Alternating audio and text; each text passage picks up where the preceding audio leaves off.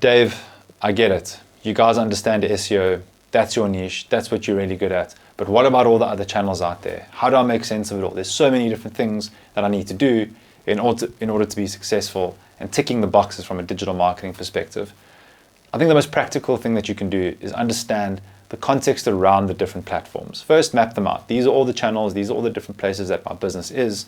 Facebook, LinkedIn, personally, professionally, YouTube if you have a channel, TikTok, physical store. Look at all those different things and understand the context around how people would interact with them.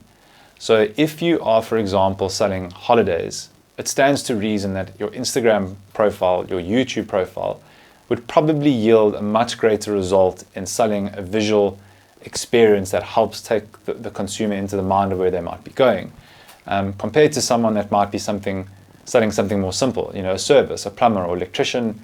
Not many people are going to follow a plumber or electrician or be interested in what they have to post online, other than other plumber or electricians.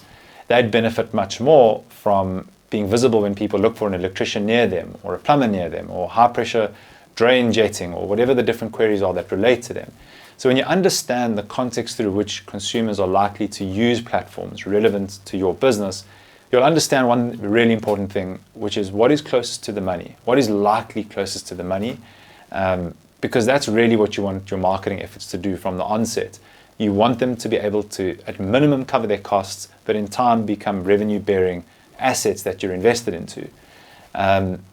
That's probably the most practical thing I would suggest that you do. Just apply that common sense, and then speak to experts in the industry. There's almost no business I can think of, barring mega big agencies, that wouldn't be happy to have a look at your assets, look at your platform, look at the different channels that you're on, and give you that advice, no obligation, no cost included.